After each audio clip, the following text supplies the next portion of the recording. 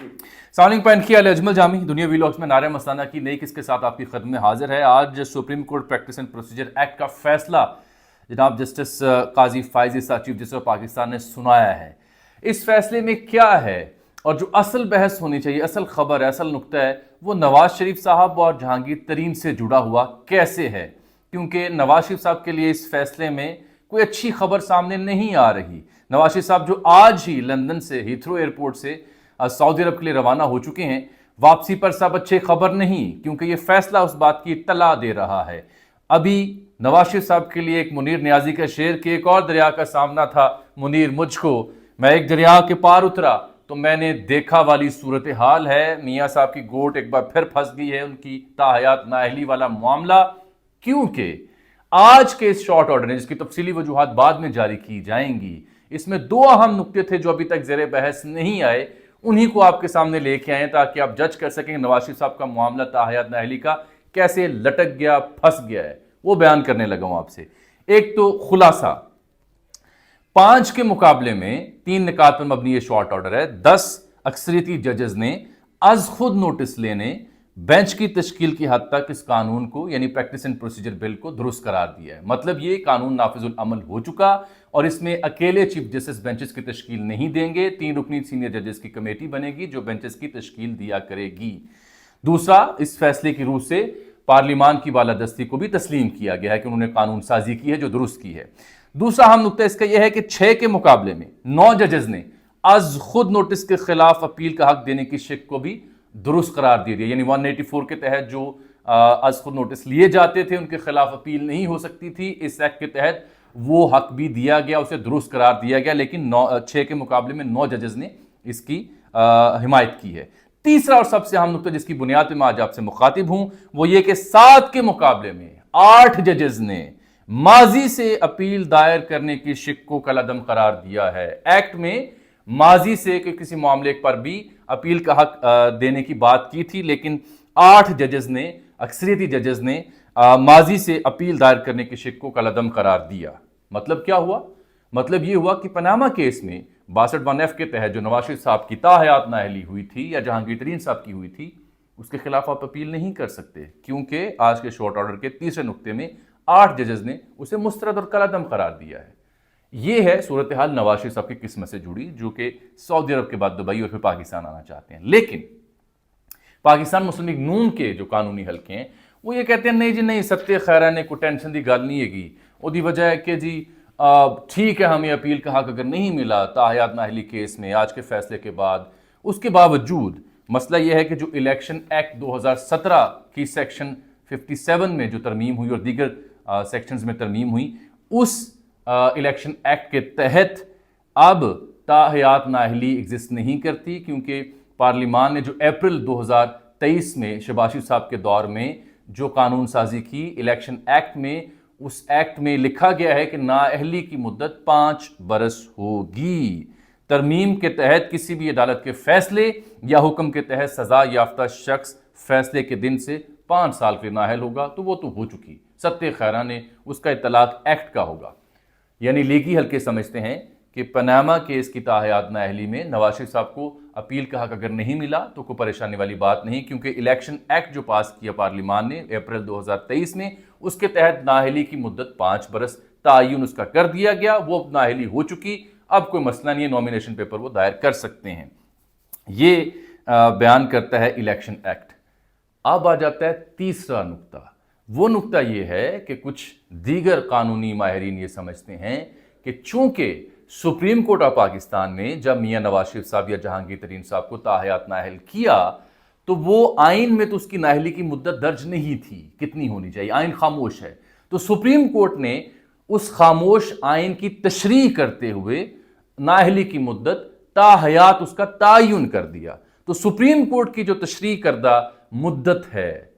जो supreme court ने आइन की तशरीह की है, सुप्रीम कोर्ट की आइन की गई तशरीह के ऊपर इस सादा अक्सरियत से पास करदा एक्ट को फौकियत हासिल नहीं है। लिहाजा उन दोनों के केसेस में ताहयात नाअहली अपनी जगह कायम रहेगी, क्योंकि सुप्रीम कोर्ट ने तशरीह की थी और सुप्रीम कोर्ट की गई तशरीह के ऊपर यह सादा अक्सरियत से पास करदा इलेक्शन एक्ट لاگو نہیں ہوتا، اور اگر اس کا نفاذ لازم تھا تو 2/3 اکثریت سے پارلیمان اس آئین کی مدت کو لکھ دیتی، آئین میں ایک اضافہ کر دیتی، آئین میں ایک نئی امینڈمنٹ ڈال دیتی، تاکہ طے ہو جاتا کہ 5 برس 10 یا تاحیات سادہ اکثریت سے پاس کردہ جو ایکٹ ہے وہ سپریم کورٹ کی تشریح پر فوقیت نہیں رکھتی۔ اس کے جواب میں چوتھا نقطہ کیا آتا ہے جو کہ لیگی حلقے پیش کرتے ہیں، وہ یہ کہتے ہیں کہ چونکہ آئین اور قانون میں تاحیات نااہلی یا نااہلی کی مدت درج نہیں ہے، اور ان 2 کیسز میں سپریم کورٹ نے گیپ فل کیا تشریح کرتے ہوئے، اور گیپ جو فل کیا ہے تشریح کرتے ہوئے، it can not be part of the constitution, تشریح آئین نہیں ہے۔ یہ ہے چوتھا نقطہ جو ماہرین ہی بیان کرتے ہیں، قانونی ماہرین، کیونکہ اس میں وہ قرآن کی، کلام اقبال کی اور دیگر مثالیں بھی دیتے ہیں۔ شامی صاحب بھی آج یہ بیان کر رہے تھے کہ قرآن کی تشریح قرآن نہیں ہے، قرآن مجید ہی ہے۔ اسی طرح حضرت علامہ اقبال کے کلام کی تشریح جو کلام اقبال ہے اس کا حصہ نہیں ہے۔ تو وہ یہ سمجھتے ہیں کہ جو تشریح کی گئی وہ گیپ فل کیا گیا اس ایک معاملے میں، اس کیس میں جہاں پہ آئین خاموش تھا، لہٰذا یہ آئین نہیں ہے۔ تو آئین وہی ہے جو پارلیمان نے ایک سادہ ایکٹ کے تحت الیکشن ایکٹ پاس کیا جس میں نااہلی کی مدت 5 برس رکھی گئی۔ لیکن جو 8/7 سے، اب 5واں نقطہ، 8/7 سے جو یہ اپیل کا حق خلعدم قرار دیا گیا ہے، جب اس کی تفصیلی وجوہات تفصیلی فیصلے میں جاری کی جائیں گی، تو بیرسٹر علی ظفر صاحب یہ سمجھتے ہیں تب اس اہم ترین نقطے کا جواب شاید ہمیں مل جائے کہ کس بنیاد پہ اپیل کا حق مسترد کیا گیا اور اس کا اطلاق کن کیسز پہ ہوتا ہے، اور کیا تاحیات نااہلی بھی اس میں ڈسکس ہوتی ہے یا نہیں ہوتی۔ فی الحال کی جو انڈرسٹینڈنگ اس کے مطابق تو چونکہ سپریم کورٹ نے آئین کی اس خاموش معاملے کی تشریح کی اور تاحیات نااہلی قرار دی، اس لیے سپریم کورٹ کی تشریح کے اوپر یہ سادہ ایکٹ جو ہے، سادہ اکثریت سے پاس کردہ الیکشن ایکٹ، اس کو برتری یا سبقت یا فوقیت نہیں ہے۔ جواب میں نے بیان کیا کہ اس کے پیرالل نقطہ یہ اٹھایا جاتا ہے کہ تشریح آئین نہیں کہلاتی، تشریح ایک گیپ فل کیا گیا فار ٹائم بینگ ایک خاص کیس میں۔ تو ہیونگ سیڈ دس آل، اور یہ سارے نقطے آپ کے سامنے بیان کرنے سے ثابت یہ ہوتا ہے کہ نواز شریف صاحب یا جہانگیر ترین صاحب اچھا ان کے لیے ہو بھی، لیکن ابھی پریشانی نہیں ٹلی، بلا ابھی نہیں ٹلی۔ واپس آئیں گے اگر وہ الیکشن ایکٹ کا سہارا لیتے ہوئے کہتے ہیں جی ہماری تو نااہلی 5 سال کی ختم ہو چکی، ہم نامینیشن پیپر درج کروا رہے ہیں، جمع کروا رہے ہیں الیکشن میں اترنے کے لیے، اسے چیلنج کیا جائے گا۔ جب چیلنج کیا جائے گا تو معاملہ ایک بار پھر عدالت کے سامنے جائے گا، اور عدالت کے سامنے اگر جاتا ہے اور یہ بات ان کی مان لی جاتی ہے کہ یہ ایکٹ جو ہے، الیکشن ایکٹ، یہ فوقیت رکھتا ہے سپریم کورٹ کی گئی تشریح کے اوپر جس میں تاحیات نااہلی رکھی گئی تھی، تو پھر تو پنڈورا باکس کھلے گا۔ پھر تو کئی ایک ایسی تشریحیں جو ہیں سپریم کورٹ کی جانب سے کی گئی ہیں، ان کے خلاف، ان فیصلوں کے خلاف لوگ رجوع کریں گے۔ تو it is not an easy game now for Nawaz Sharif صاحب یا جہانگیر ترین صاحب، کیونکہ ڈور اب الجھی ہے، اور شاید دانستہ الجھی ہو یا غیر دانستہ الجھی ہو، آل از ناٹ ویل۔ گو کہ نون لیگ کے حلقے یہ سمجھتے ہیں کہ نہیں جی نہیں، 5 سال سی الیکشن ایکٹ ہم اپنی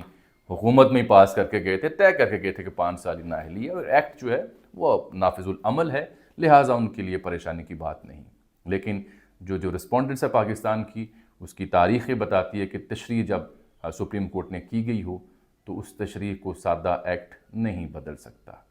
دلچسپ، سنسنی خیز صورتحال بنے گی نواز شریف صاحب کے لیے جب وہ واپس آتے ہیں، تو کیا واقعی وہ اس ایکٹ کے تحت صرف 5 سال کی نااہلی بھگتیں گے، یا پھر تشریح کی گئی تاحیات نااہلی ان کے سر پر لٹکتی رہے گی؟ اس میں تعین ریاست بھی کرے گی، عدالت بھی کرے گی، کیونکہ دونوں کو تعین کرنا ہے کہ کیا نواز شریف صاحب کی تاحیات نااہلی رکھنی فائدے میں ہے یا نہیں۔ آج یہی نکات آپ کے سامنے رکھوں گا، آپ بھی سوچئے، اس پر غور کیجئے۔ اجازت دیجیے، اللہ حافظ۔